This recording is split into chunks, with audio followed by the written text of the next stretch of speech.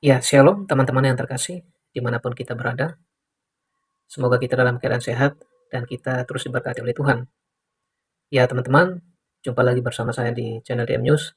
Saya ucapkan terima kasih kepada teman-teman semua yang selalu dukung perkembangan channel ini. Kiranya Tuhan Yesus senantiasa memberkati kita semua. Ya, teman-teman, siapkan hati dan juga berikan waktunya untuk menyaksikan kesaksian yang luar biasa ini dari seorang murtadin. Dia adalah seorang ibu haja yang sudah pernah ke tanah suci untuk naik haji, tetapi kemudian mengalami sesuatu yang tak terduga dan dia meninggalkan keyakinan lamanya dan percaya kepada Yesus Kristus sebagai Tuhan dan Juru Selamat dalam hidupnya. Bagaimana perjalanan spiritualnya? Apa saja alasan-alasannya sehingga kemudian ia meninggalkan keyakinan lama dan percaya kepada Yesus Kristus? Ya, tanpa berlama-lama lagi, supaya tidak makin penasaran, mari kita sama-sama saksikan cuplikan video berikut ini. Tuhan Yesus memberkati kita semua.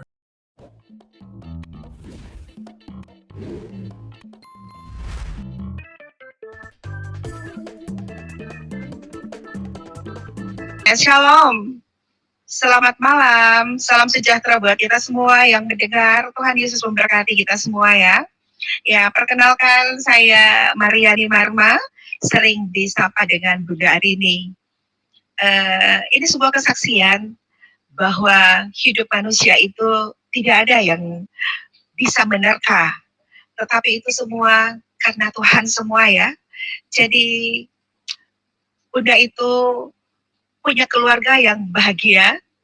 Waktu kehidupan Bunda di masa lalu itu berkecukupan, tidak ada kekurangan, dan Bunda dikaruniai 5 orang anak dengan seorang suami yang seorang lawyer. Kami berbahagia dan tidak ada kurang sesuatu apapun. Tetapi terjadi sesuatu ketika Bunda, ngomong Bunda aja ya, ketika Bunda divonis oleh seorang dokter bahwa Bunda memiliki sebuah benjolan di kepala dan kata dokter mungkin hanya 3 bulan usia. Ternyata siapapun kita ya, sesiapapun kita, entah itu pendeta, entah itu ibu haja, siapapun kita takut ketika kita diintimidasi oleh kematian. Siapapun dia, ketakutan luar biasa. Dan apapun yang kita lakukan, kita akan mencari bagaimana supaya selamat, ya. Supaya selamat kita harus bagaimana? Itu terjadi di tahun 2015. Jadi hampir 11 tahun yang lalu. Waktu itu dengan berat hati bercerita dengan suami, dengan keluarga, apa yang harus dilakukan? Kata dokter, kalau kita mengambil jalan untuk tidak dioperasi, udah akan Alzheimer.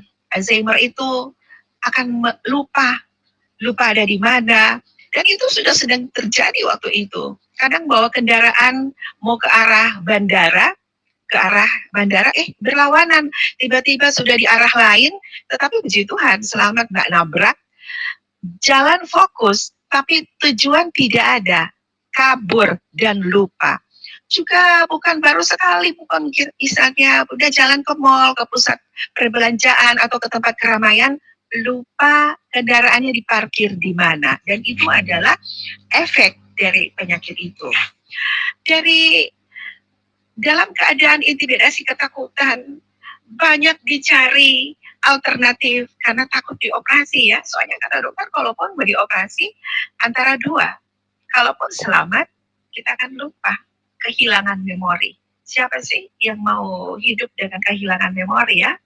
Jadi waktu itu putus asa dan namanya manusia, kita seorang ibu, ada anak yang sudah besar tapi ada anak yang masih kecil, rindu ingin melihat anak-anak bertumbuh.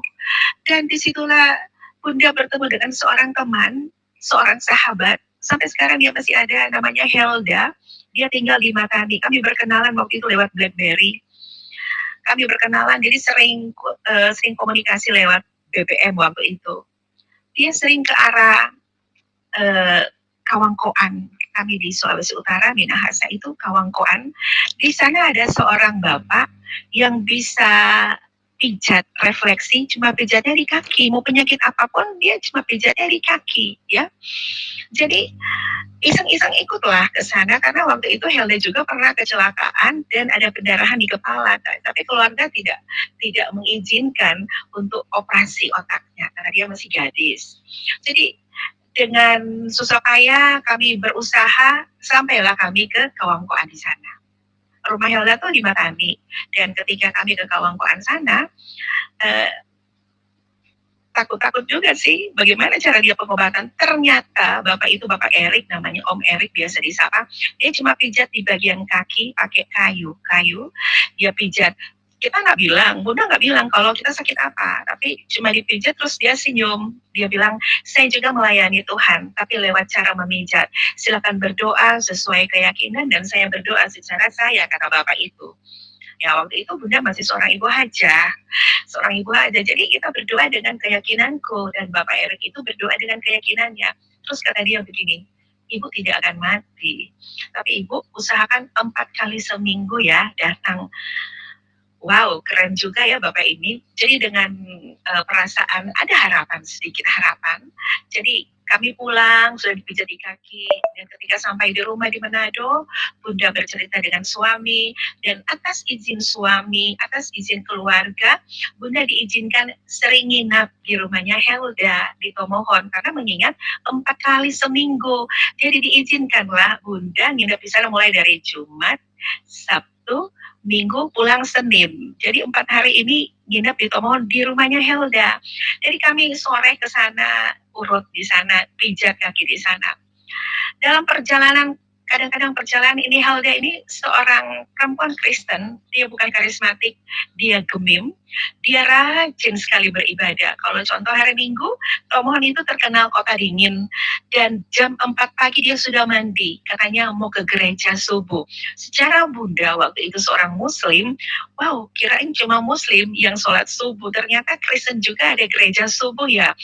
Jadi ketika dia gereja subuh, pulangnya hampir jam 6 pagi, sudah ada lagi ibadah di rumahnya. Entah ibadah apalah, seperti ibadah kayak kolom, atau ibadah-ibadah apalah seperti itu.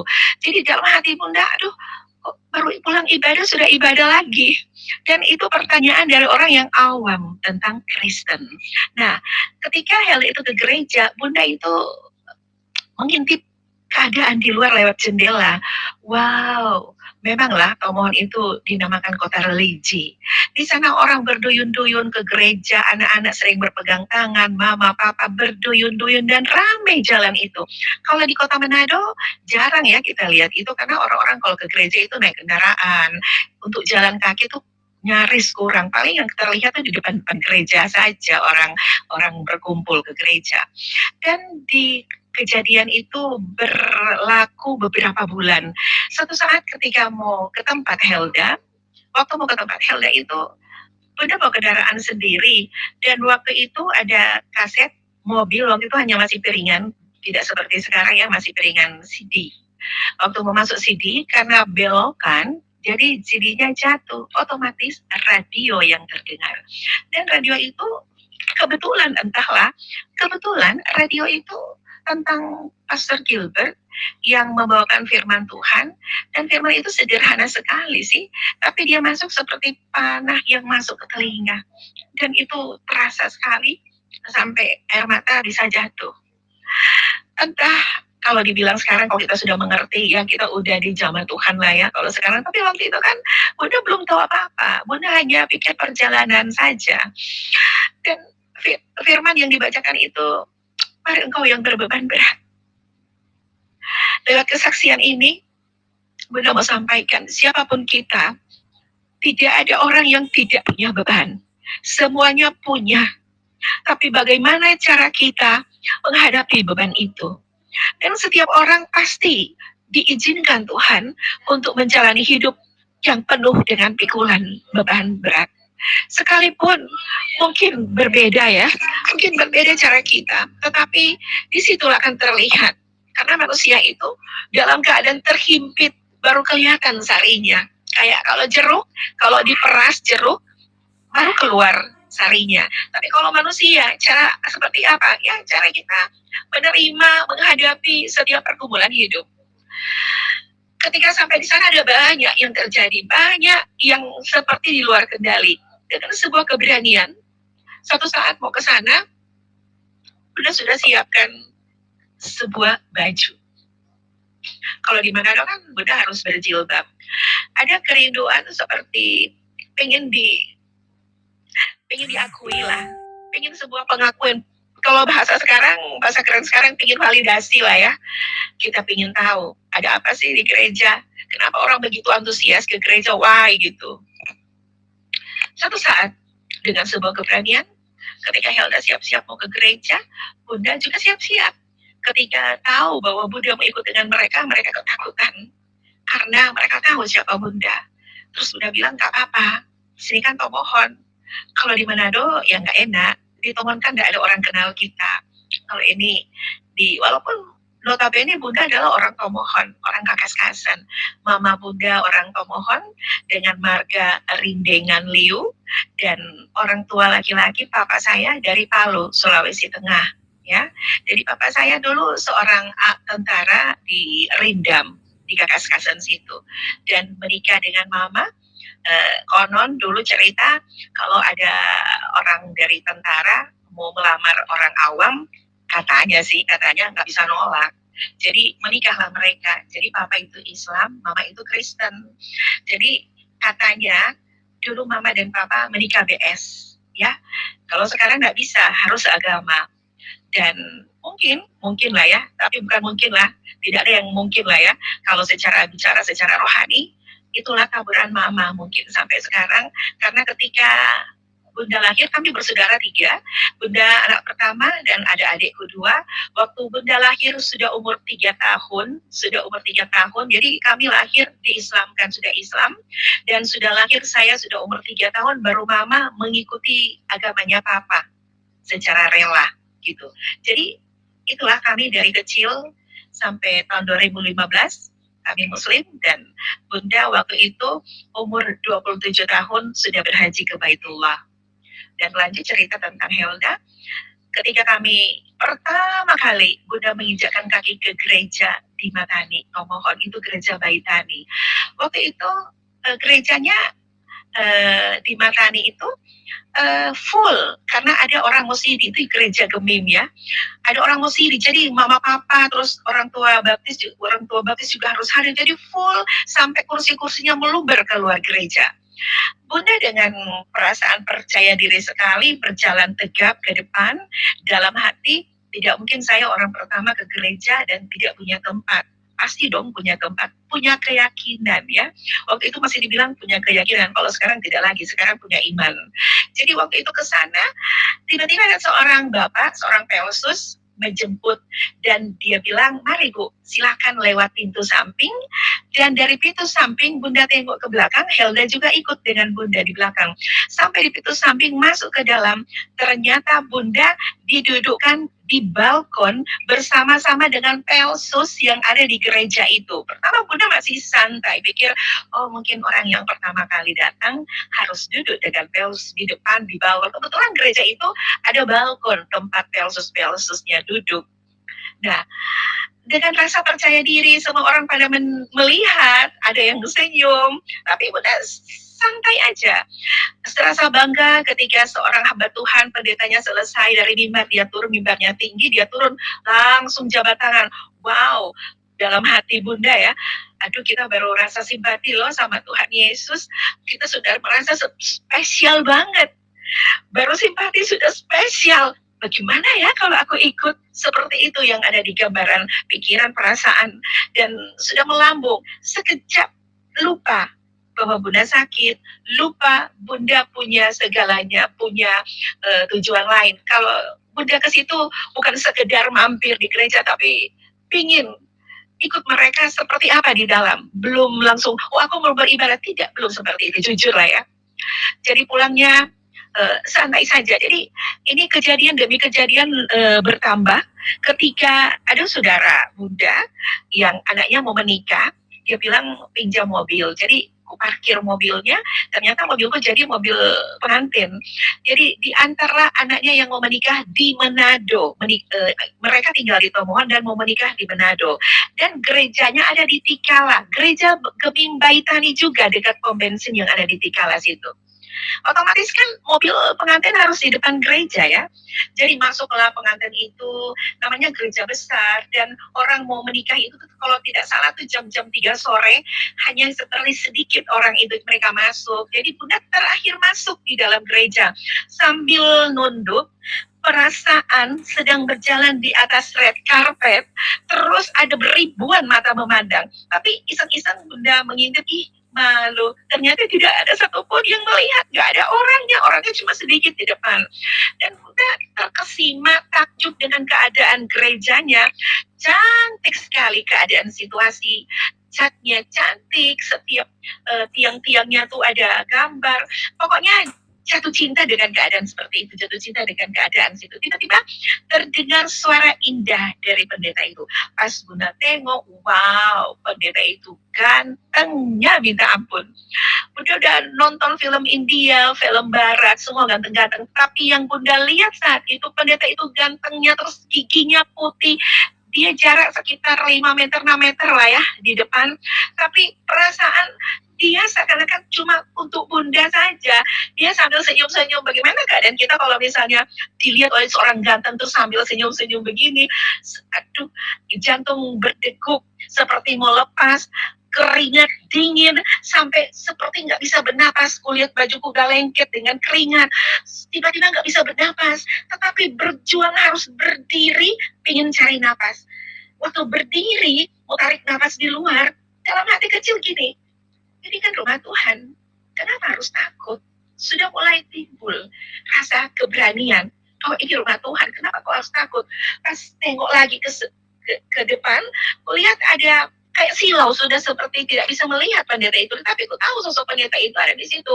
Terus di belakang pendeta itu ada seperti neon box besar, tapi silau. Cuman karena aku agak menunduk sedikit, walaupun menunduk kan kelihatan yang di atas itu, terlihat seperti ada kain putih, bisa dibilang putih, bisa dibilang kuning, tapi itu kayak menjuntai, tidak jatuh di lantai, kayak tergantung seperti itu. Dalam keadaan seperti serba salah, maju kena, mundur kena, nggak bisa bernapas, kayak tercekik, terus keringat dingin. Pas kita tarik napas, kita lihat begini, oh my God, mana pendeta tadi? Pendeta tadi sudah berubah, pendeta sudah jadi pendeta gemuk, ada brewoknya.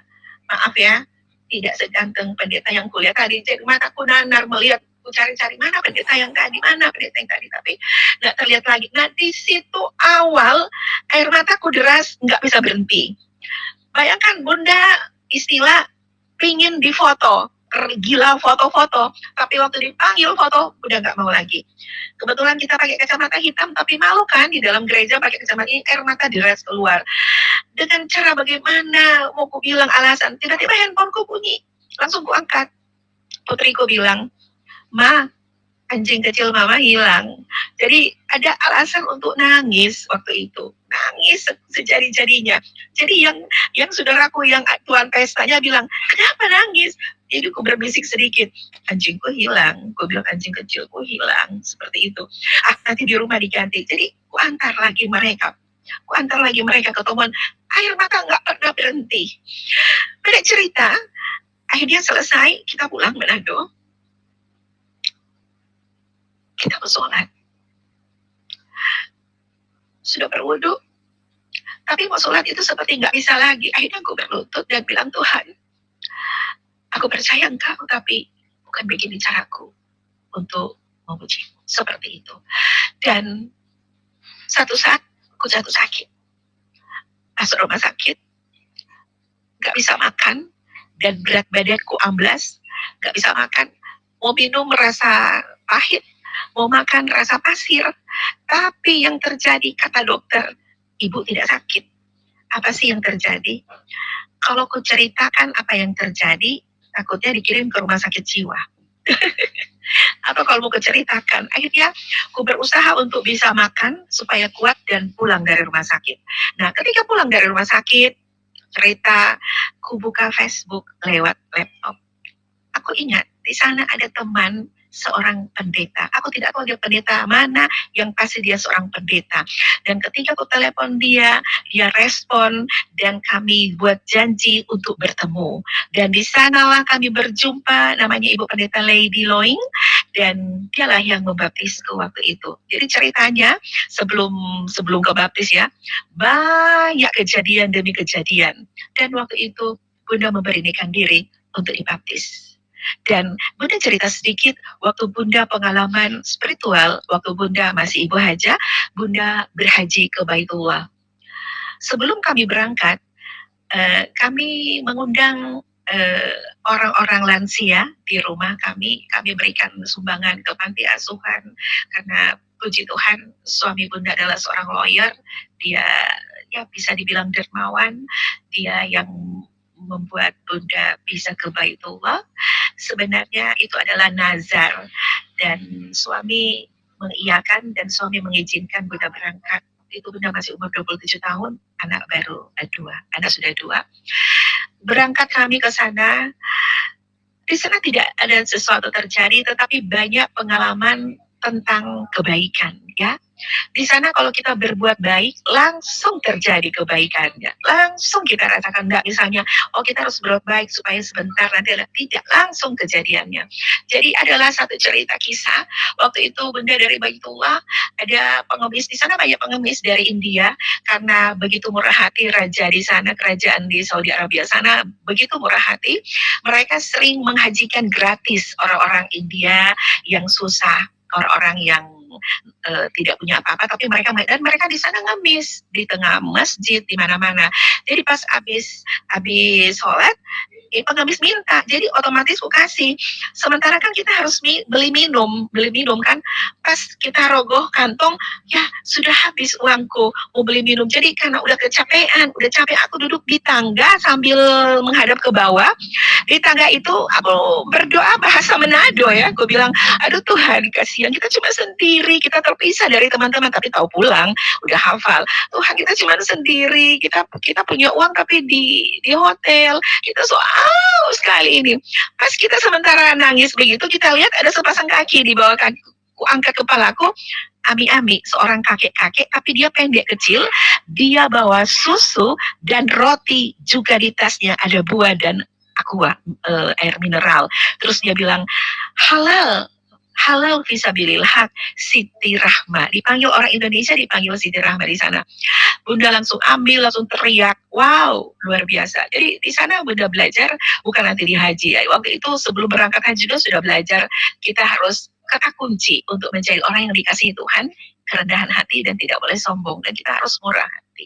Jadi harus punya kerendahan hati, murah hati, dan tidak boleh sombong ya. Dan itu kejadian-kejadian religi yang jadi di sana. Tetapi sampai di sana orang haji itu tidak saling menghargai, wah warawiri. Tetapi ketika sampai di Indonesia, di rumah, waduh, kita dijemput seperti seorang tamu luar biasa.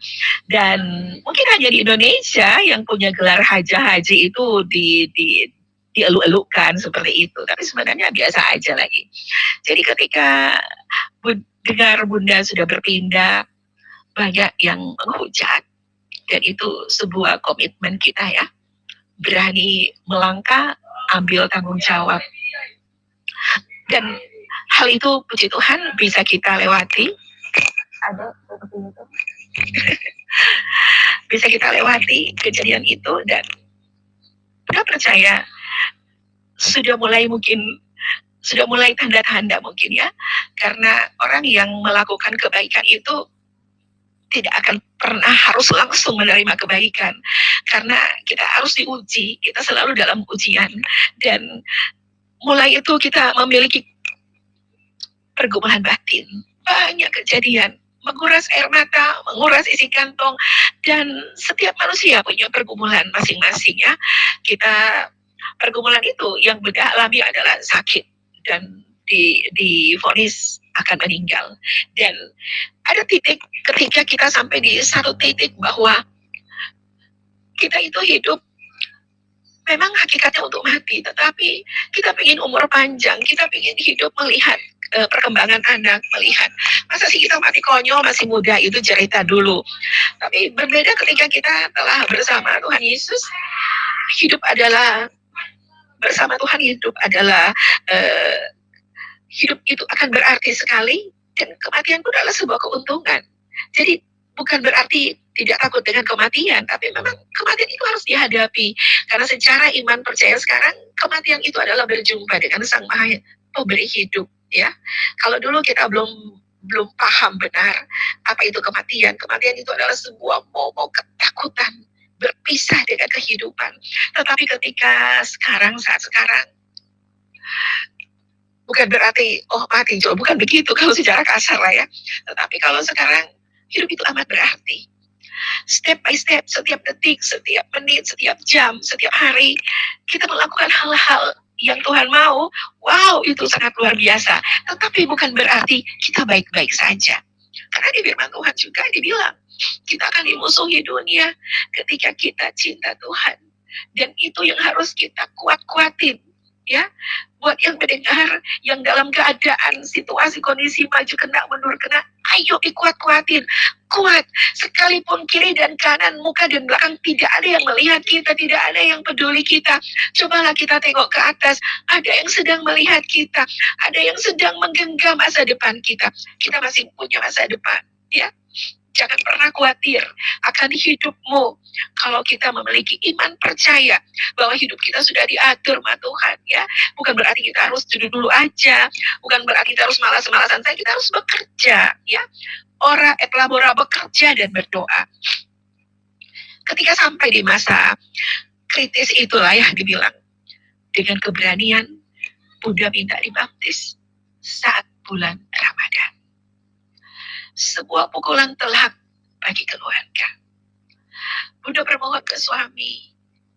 Bunda bilang, rahasiain dulu ke anak-anak ya. Jangan sampai anak-anak tahu. Tapi akhirnya ketika mereka tahu, mereka juga hancur. Tapi Bunda berdoa supaya kekuatan Tuhan mereka miliki. Ya. Tidak gampang seorang ibu hajah untuk melangkah, memilih jalan hidup. Sampai detik ini pun intimidasi tetap ada. Tetapi puji Tuhan, keluarga mendukung, suami mengasihi, menyayangi, dan mensupport. Anak-anak juga sudah paham. Puji Tuhan, sudah ada 2 anak yang ikut Tuhan, dan anak-anak yang lain, mereka taat, mereka 5 waktu. Sedikit lagi mau bulan puasa, Bunda juga ikut. Bunda ikut melayani mereka, dan di rumah kami ini Bunda merasa harmonis, dan itu sebuah anugerah Tuhan. Kalau dibilang anugerah Tuhan. Dalam perjalanan Bunda untuk merubah dalam perubahan hidup, Bunda pertama kali ketika ikut Tuhan, Bunda tertarik. Bunda dibaptis di sebuah gereja Glow, dan Bunda tertarik sebuah undangan KKR oleh Suster Hetting yang diadakan di Jakarta. Dan Bunda ikut di sana, luar biasa. Dari 2.000 orang di gerejanya Bapak Gilbert Lumendong, dari 2.000 orang, salah satu yang pertama ditarik oleh Pastor Suster Hetting, Bunda. Ada videonya ada. Dan waktu itu dibilang, pengajaran yang Bunda dapat saat itu, jadi Bunda itu seperti handphone kosong yang dibeli dan diisi di sana, seperti itu keadaan Bunda. Jadi Bunda menerima pengajaran itu dengan seksama, menerima dengan penuh hati yang luas, hati yang tulus, ingin ada di hadirat Tuhan. Jadi perasaan pertama merasa banget di hadirat Tuhan itu luar biasa. Di gereja Pastor Gilbert Lumendong dan ada Susan Hetting. Ketika ditarik ke depan, karena pakai translate kan, dia tanya, apa yang ibu rasakan? Karena kita kelas nggak bisa ngomong apa lagi, cuma aku bilang, plong aja sambil, wah seperti terbang, seperti nggak injak tanah lagi ya. Jadi Bunda tuh didoakan, diurapi, diartikan seperti ini. Dia bilang begini, kok kan menjadi seorang pendoa yang luar biasa, kok kan menjadi berkat bangsa-bangsa. Dan saudara tahu, itu terjadi. Walaupun belum menjadi berkat bangsa-bangsa, Bunda sekarang berdoa, puji Tuhan. Luar biasa.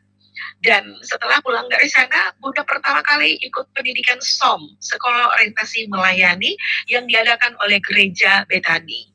Di sana diajari itu seperti kuliah S1, tetapi cuma di program 4 bulan. Jadi seperti garis-garis besar aja dari kampus ya, dari Fakultas Teologi S1 lah ya. Jadi apa yang disampaikan di sana sudah didengar, sudah Bunda dengar dari Suster Hepting, dan tinggal meluaskan itu.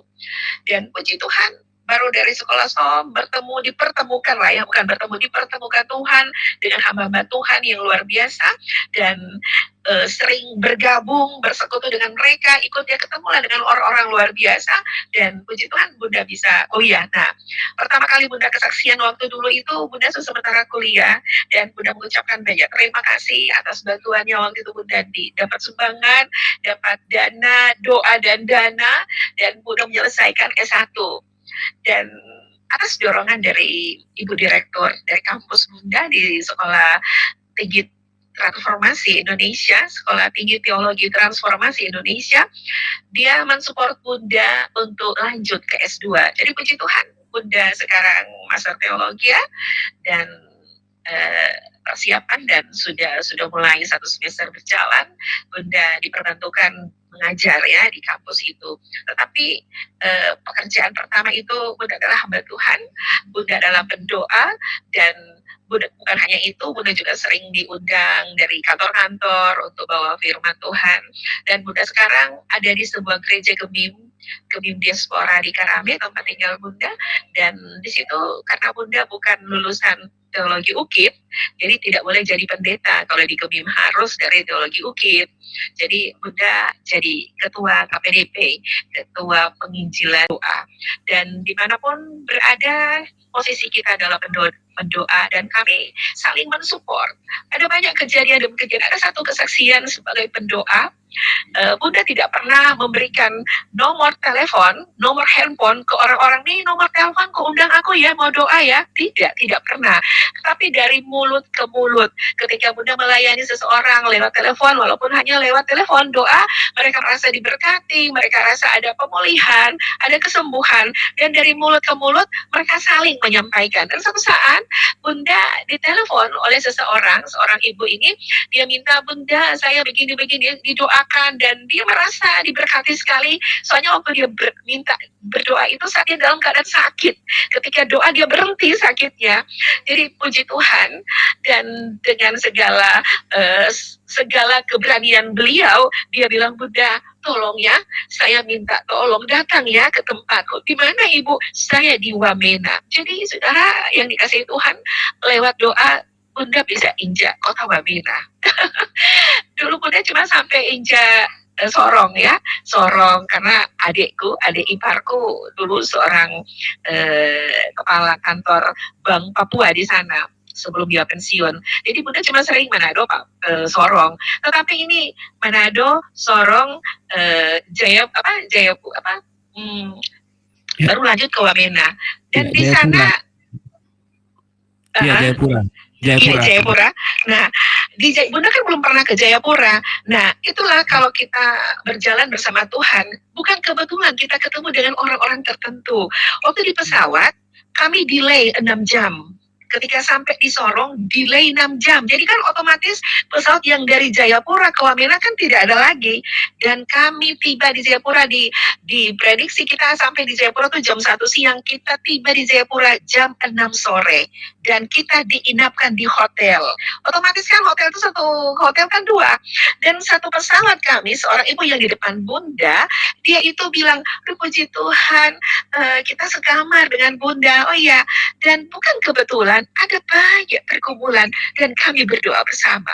Ketika berdoa dia nangis, berpelukan, udah seperti saudara. Sudah lama tidak jumpa, padahal baru ketemu itu. Kami nginap di hotel Jawa, dan pagi kami dijemput dan berangkatlah ke Wamena. Wamena diberkati sekali. Wamena itu dingin, dan ada di sana kalau dengar hamba Tuhan, mereka hormat sekali. Dan di sana ada beberapa persekutuan yang minta pimpin ibadah. Di sana ada banyak orang Toraja yang baik-baik. Wow, luar biasa. Ternyata dimanapun kita berada, kalau hati kita bersama Tuhan, tidak ada yang tidak punya jalan. Tidak ada yang dibilang tidak punya harapan. Buat saudara-saudara yang saat ini mungkin dalam keadaan terjepit, maju kena, mundur kena, ayo semangat. Kita punya Tuhan loh. Kita tidak sendiri, sekalipun mungkin kita ditinggalkan. Ya, dunia sekarang, kalau kaya, orang gak kenal pun aku saudara, kan? Tapi kalau dalam keadaan susah, saudara pun kadang menjauh. Tetapi jagalah hati, tetap berpendirian yang kuat, miliki iman yang kuat. Kita tidak pernah ditinggalkan sendiri. Memang Tuhan sudah ngatur hidup kita. Tapi kalau kita tidak mau diatur Tuhan, bagaimana? Pertama, poin yang harus kita miliki adalah jaga kerendahan hati. Jangan sombong dengan keadaan. Karena hidup ini seperti melangkah. Kiri dan kanan, kaki kiri dan kanan. Kalau kaki kiri kita ada dalam pergumulan, jangan terlalu sedih. Sedang datang langkah kanan, itu ada berkat.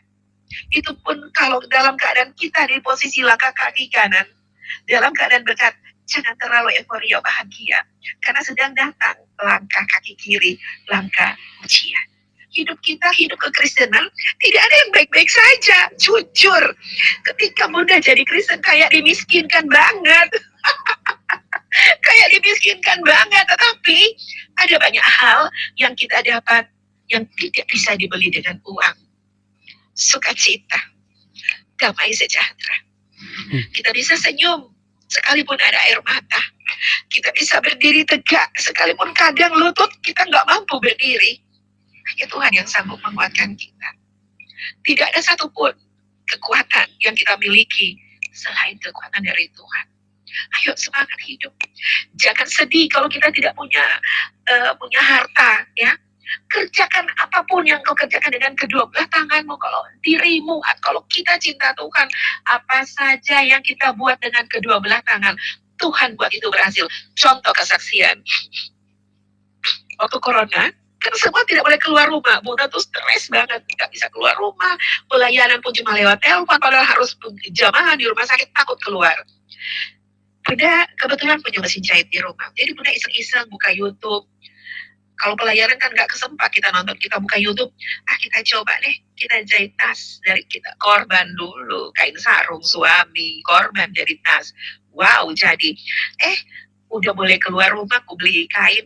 Dan Pak tahu, pertama kali Bunda buat tas, Bunda nggak jual, Bunda kasih ke ibu gembala, istri-istri pendeta, cuma kasih, anggap aja buat suluk. Dan apa yang terjadi?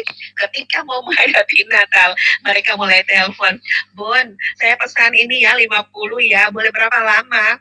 Wow, ternyata, sekalipun kita nggak punya, kita harus memberi, kita harus punya pengorbanan. Kalau dalam pelayanan terus nggak ada pengorbanan, wow, jangan harap itu pelayanan diberkati. Karena Yesus ambil kita tuh dengan pengorbanan loh. Kita sudah ditebus dengan bukan cuma sekedar hadiah besar, darahnya, nyawanya. Dan apa yang harus kita? Jadi pertanyaan seperti ini sering kita dengar. Apa sih yang kita terima dalam pelayanan? Itu kita ganti. Apa saja yang sudah kita korbankan dalam pelayanan. Jangan berbicara apa yang kita terima, tapi berbicaralah tentang apa yang sudah kita beri. Apa yang sudah kita beri. Jangan bertanya apa yang akan kita terima. Karena pada hakikatnya, dalam hidup ini, kita harus saling mengasihi. Seberapa tinggi jabatan kita, seberapa pintar kita khotbah, seberapa cantiknya kita cara berdoa. Kalau kita pelit, percuma. Dan itu kita buktikan. Kalau kita melayani, Bunda, kenapa ya pertanyaan ini muncul jawaban? Kenapa para pendoa yang tulus kepada Tuhan, kenapa para hamba Tuhan yang tulus tidak pernah kaya? Why? Karena bukan berarti kita nggak pernah diberkati. Kita sering diberkati, dikasih amplop, dikirim ke rekening. Tapi kadang suara itu bilang, kau harus memberi ini. Kalau kita lawan, buat apa? Jadi itu istilah memberi dalam keadaan tak punya. Itu sering kita alami. Bahkan kita sering, jujur ya, di Facebook, di WA, sering muncul messenger, Bunda boleh minta tolong, boleh pinjam. Jadi kita dilihat kayak banyak uang. Tapi tugas kita sebagai hamba Tuhan harus menjadi saksi Kristus. Pertama, jadi saksi taruh sukacita. Jangan lemah, ya, jangan lemah, harus berdiri tegak. Sekalipun lutut ini kadang gemetar, harus senyum, perlihatkan wajah kita. Dengar ya, sekalipun wajah kita di bawah standar, kalau kita penuh sukacita akan terlihat cantik. Begitu juga bapak-bapak, kalau penuh sukacita pasti terlihat ganteng. Itu kuncinya. Dan terlihat dimanapun orang yang sukacita. Kalau jadi kita senyum aja dengan penuh sukacita, ketika lewat orang yang penuh pergumulan, pas dia lihat kita kan kejangkit senyum kita, jadi berkat. Ada beberapa teman yang sering WA ke Bunda begini, Bun, kalau kita ketemu Bunda, kita merasa kayak orang kaya. Wah, kenapa? Iya, kita jadi lupa, kita susah, kita lupa kalau kita banyak pergumulan.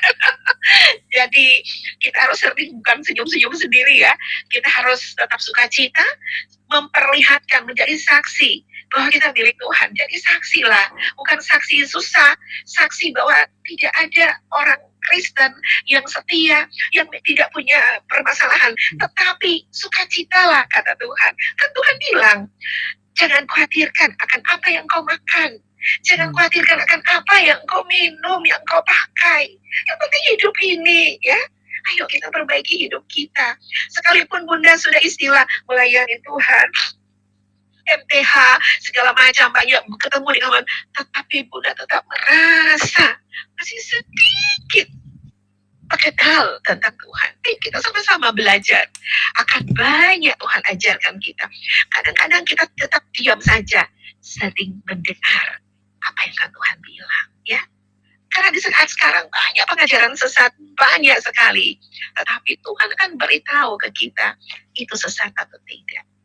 Tuhan akan memberikan kita tanda kalau kita dekat Tuhan, ya.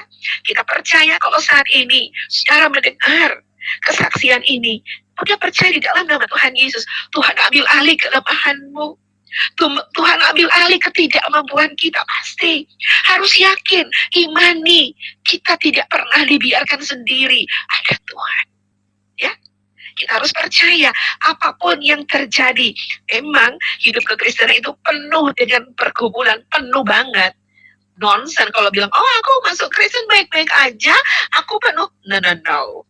Dalam kekristenan kita harus selalu pikul salib, sangkal diri tiap hari. Taruhlah dulu sebelum kenal Tuhan kita sering nangis dengan nasib, tetapi kalau saat ini kita nangis karena kebaikan Tuhan. Karena kita nggak bisa doa panjang kalau tiba-tiba dapat berkat. Contoh sederhana, ketika Bunda dalam pelayanan jauh, pas di perjalanan udah ngantuk, udah capek, tiba-tiba dalam hayalan pengen makan kolak, kolak ubi pakai gula merah pakai santan. Pas nyampe di rumah, mau masuk pintu rumah, ketemu dengan orang yang lagi bawa baskom. Katanya gini, Mama suruh bawa kolak ke Bunda.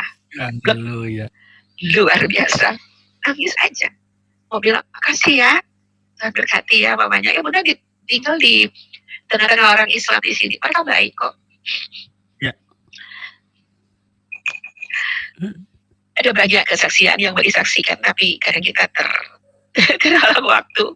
Kalau mau bicara tentang kesaksian Tuhan tuh gak ada batas, gak pernah berhenti, dan takkan pernah berhenti.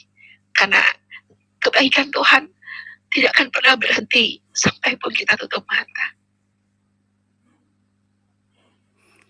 Iya, luar biasa Bunda ya. Iya. Lanjut. Beberapa waktu lalu, Bunda dihubungi oleh seseorang. Dia bilang, Bun, tolong kuatkan iman teman ini, dia dari Muslim, masuk Kristen. Oh, yang mana dia? Dikirimlah fotonya kan. Terus ini nomor WA-nya. Ketika Bunda WA, Bunda lihat dia sibuk dengan sebuah LSM. Dengar baik, saudara-saudara yang dikasihi Tuhan. Kalau mau ikut Tuhan, ikutlah Tuhan pure. Jangan ada embel-embelnya. Kalau kita cuma mau jadi tempat pelarian, minta ampun banyak. Ikut Tuhan seutuhnya. Jangan double agent. Jangan kaki satu ke Tuhan, kaki satu ke lain. Sudah stop main-main saat ini hidupmu. Kita sudah di ujung hidup. Jangan lagi stop. Udah lihat kan keadaan yang terjadi saat ini, kejadian yang tidak pernah dibayangkan, kejadian di Sumatera itu banjir saja, bukan tsunami, banjir, tetapi yang muncul batu besar, kayu besar, bukan hanya nyawa yang rumah pun hancur rata dengan tanah. Baru-baru kejadian di Sulawesi juga, di Pulau Siau, itu dari gunung loh, air dan batu-batu besar, sebesar rumah batu-batu itu. Jadi kita terancam. Dan ada juga fenomena baru. Di mana-mana muncul emas. Jadi sekarang di sekitar Bunda lagi viral, mereka bawa ratusan juta pulang. Mereka di pertambangan liar sih. Banyak sekali emas. Ada yang dapat 7 kilo. Lu bayangkan 7 kilo emas. Mahal loh sekarang. Jadi banyak orang di sekitar Bunda kaya mendadak. Memang akhir-akhir ini akan banyak fenomenal. Tetapi jangan sampai hati kita, pikiran kita, iman kita terganggu dengan fenomenal. Tetaplah fenomenal dengan Allah saja, dengan Tuhan saja. Jangan fenomenal dengan lain. Tidak ada tempat aman di dunia ini. Kalau kita tinggal di dataran tinggi, kejadiannya longsor. Kita tinggal di dataran rendah, banjir. Ya Bunda di dataran rendah, jadi sering banjir. Ada banyak teman bilang, Bunda pindah aja. Enak aja, emang gampang pindah. Seandainya pindah itu semurah beli kerupuk, sudah lama pindah Bunda. Inilah hidup. Kita harus santai, tapi orang Manado bilang santai tapi selak. Tapi jangan santai hidup bersama Tuhan. Harus sungguh-sungguh, harus berdoa pun bertalu-talu. Jangan cuma so berdoa kok, yang penting so berdoa. Jangan cuma bilang begitu. Kita harus raih hati Tuhan. Kita harus curi hati Tuhan. Lewat apa? Lewat perilaku kita. Satu hal untuk kebaikan. Bila rumah tangga kita baik-baik saja, Tuhan berkati. Caranya bagaimana? Marilah kita saling menerima kekurangan kita masing-masing. Dalam rumah tangga kenapa sih orang-orang tidak, di rumah tangga adem ayem? Tidak mungkin. Setiap rumah tangga ada masalah. Kata kunci, saling menerima. Jangan cuma terima kelebihan, menerima kekurangan. Itu akan baik-baik saja. Saling mengampuni, ya.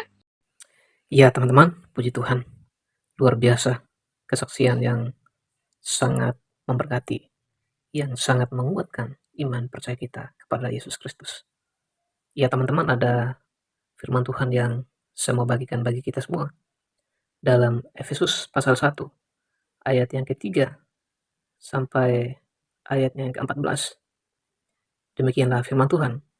Terpujilah Allah dan Bapa Tuhan kita, Yesus Kristus, yang dalam Kristus telah mengaruniakan kepada kita segala berkat rohani di dalam surga. Sebab di dalam Dia Allah telah memilih kita sebelum dunia dijadikan, supaya kita kudus dan tak bercacat di hadapannya.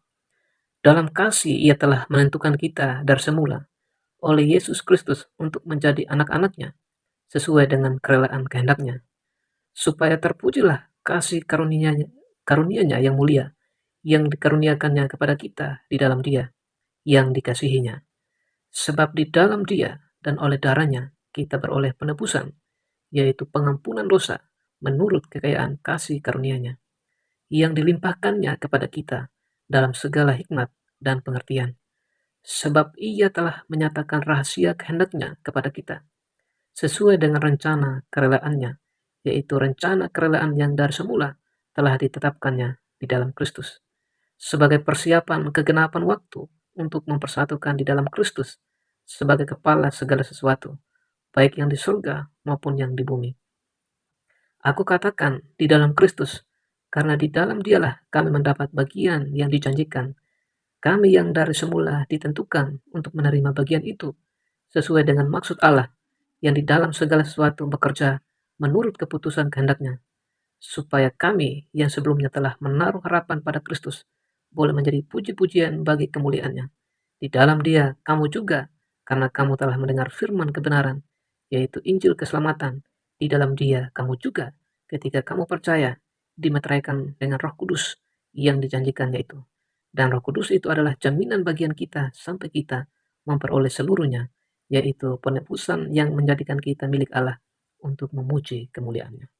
Ya teman-teman, kiranya melalui kesaksian dan firman Tuhan yang kita dengarkan boleh memberkati kita dan menguatkan iman kita kepada Kristus. Dan tentunya kita juga harus menjadi saksinya dimanapun kita berada. Tuhan Yesus memberkati kita semua. Shalom.